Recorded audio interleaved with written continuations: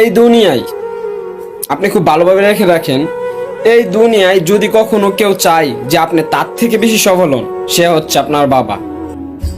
বাবা হচ্ছে ছাতার মতো, সে রোদ বৃষ্টি সবকিছু সহ্য করেনি, সে সবকিছু নিজের উপর নিয়ে নি যাতে করে আমরা সেফ থাকি। সত্যি কথা কি জানেন, যখন আমাকে কেউ বলে না যে তুই তোর বাবার মতো হইস, সত্যি আমি প্রাউড ফিল করি। হয়তো আমি বাবার মতো হতে পারবো না কখনো, তাও আমি প্রাউড ফিল করি। আমার বাবাকে এক কাপড়ে আমি অনেক দিন কাটাতে দেখেছি, কিন্তু আমার আবদার কখনো অপূর্ণ রাখিনি। সেই হচ্ছে আমার বাবা।